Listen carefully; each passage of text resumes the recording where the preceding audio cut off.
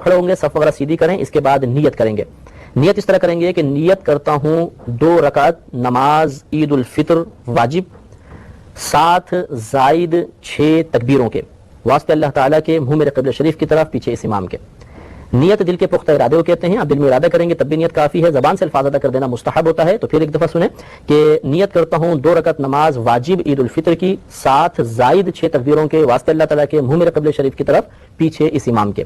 پھر اللہ اکبر کہہ کر ہاتھ باندھ لیں گے. یاد رکھیں کہ مقتدی بھی اتنی آواز سے اللہ اکبر کہے گا کہ اپنے کان سنیں گے. اور پھر ثنا پڑھی جائے گی، یعنی سبحانک اللہم و بحمدک. ثنا پڑھ کر خاموش ہو جائیں گے. اب امام صاحب تکبیر لگائیں گے. پہلے ایک تکبیر لگے گی اللہ اکبر کہہ کر ہاتھ چھوڑ دیں گے. ہمیں بھی تکبیر لگانی ہے، ہاتھ چھوڑ دینے ہیں. پھر دوسری تکبیر لگائیں گے، پھر ہاتھ چھوڑ دیں گے. پھر تیسری تکبیر لگائیں گے اور ہاتھ باندھ لیں گے.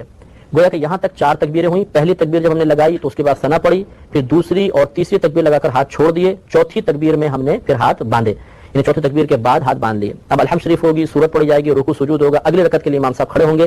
اگلی رکعت میں پہلے قراءت ہوگی، اس کے بعد تکبیرات ہوں گی. اب امام صاحب قراءت کریں گے، الحمد پڑھی، سورت پڑھی. اب 3 لگاتار تکبیریں ہوں گی اور ان تینوں تکبیروں میں کانوں تک ہاتھ اٹھا کر چھوڑ دینا ہے، رکوع میں نہیں جانا.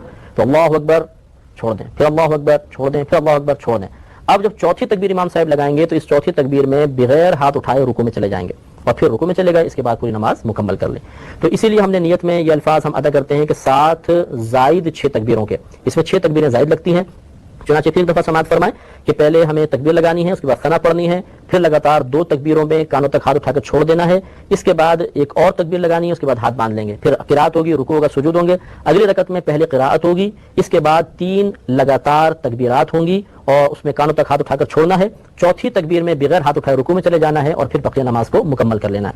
نماز مکمل ہو جانے کے بعد خطبہ سننا چاہیے، لیکن فرق یہ ہے کہ جمعے کا خطبہ سننا مطلب واجب ہوتا ہے جمعے میں، بلکہ جمعے کی ادائیگی کے لیے شرط ہوتا ہے، اور اس کا خطبہ ادائیگی کے لیے شرط نہیں ہوتا. اگر کسی نے خطبہ نہیں بھی پڑھا تو عید کی نماز ہو جائے گی. ایک مسئلہ یہ بھی یاد رکھیے کہ عید کے دن ہمیں خصوصی طور پر نبی کریم صلی اللہ علیہ وسلم کی سنت کی نیت سے اہتمام کرنا چاہیے. لہذا یہ سنت کریمہ ہے کہ عید کے دن جسم کی صفائی وغیرہ کرنا، سر بال وغیرہ بنوانا، ناخن کاٹنا، اس کے علاوہ غسل کرنا، نئے کپڑے میسر ہوں تو نئے ورنہ پرانے کپڑے دھو کر پہننا، اس کے علاوہ اچھی طرح عطر وغیرہ ملنا، سرما لگانا اس دن خاص طور پہ سنت ہے، مسواک وغیرہ کرنا. اور یہ نبی کریم صلی اللہ علیہ وسلم کی عادت کریمہ تھی کہ آپ ایک راستے سے عیدگاہ میں جاتے تھے اور دوسرے راستے سے واپس آتے تھے. لہٰذا ہمیں بھی یہ کوشش کرنی چاہیے کہ ایک راستے سے جائیں اور جب واپس آئیں تو راستہ بدل لیں، کسی اور راستے سے آئیں. تو یہ سنت کریمہ پر عمل کی سعادت حاصل ہوگی. اس کے علاوہ ہمارے نبی کریم صلی اللہ علیہ وسلم جب عیدگاہ کی طرف جاتے تھے تو پیدل تشریف لے جاتے تھے، سواری پر نہیں جاتے تھے. لہٰذا اگر ہماری مسجد یا عیدگاہ وغیرہ قریب ہے اور پیدل جانا ممکن ہو تو پھر پیدل ہی جانا چاہیے.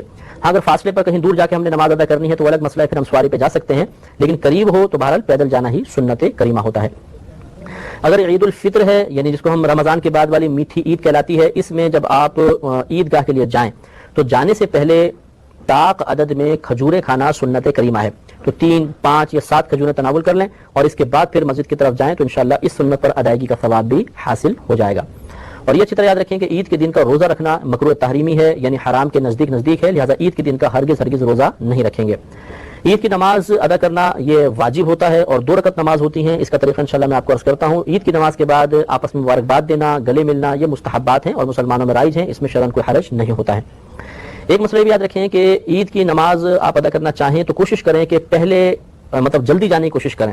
ہمارے یہاں ایسا ہوتا ہے کہ ایک تو ہم سو کر بہت دیر سے اٹھتے ہیں، پھر جلدی غسل کرتے ہیں اور وہاں پر جب خطیب صاحب دیکھتے ہیں کہ مائک کی کھڑ کر کے آواز سنائی دیتی ہے تو پھر ہم اسپیڈ کے ساتھ بھاگ کے پہنچتے ہیں اور سب سے آخر میں مصلی بچھا کے نماز ادا کرتے ہیں. اور راہ فرار اختیار کرنے میں سب سے پہلے ہم ہوتے ہیں، کیونکہ سب سے پیچھے ہوتے ہیں تو سب سے پہلے نکل جاتے ہیں. تو ہمیں کوشش کرنی چاہیے کہ عید کے دن آگے سے آگے رہیں اور پہلی صفوں میں نماز ادا کرنے کی کوشش کریں کہ مجمع جتنا بڑا ہوتا ہے اللہ کی رحمتیں اتنی زیادہ نازل ہوتی ہیں اور اگلی صفوف پر خاص طور پر رحمتیں نازل ہوتی ہیں. لہٰذا اس دن میں سستی نہیں کرنی چاہیے. ایک مسئلہ اچھی طرح یاد رکھیں کہ جب تک عید کی نماز نہ ہو جائے مرد اور عورت دونوں کے لیے ہر قسم کے نفل منع ہوتے ہیں. نہ گھر پہ پڑھ سکتے ہیں نہ عیدگاہ میں پڑھ سکتے ہیں. لہذا خواتین گھر میں نہ پڑھیں، مرد بھی نہ پڑھیں. پھر اگر مرد مسجد میں آئیں تو تحیۃ المسجد وغیرہ بالکل ادا نہ کریں، تحیۃ الوضو نہ پڑھیں، بلکہ پہلے عید کی نماز ادا کریں. یہ چنانچہ اس دن چاش اشراق وغیرہ نہیں پڑھیں گے، یعنی عید کی نماز سے پہلے. پھر اس کے بعد جب عید کی نماز ہو جائے تو پھر بھی مردوں کے لیے سنت یہی ہے کہ وہ عیدگاہ میں یا مسجد میں ہی نماز ادا نہ کریں، بلکہ اپنے گھر جا کر اگر چاہیں تو پھر چاش و اشراق وغیرہ ادا کریں.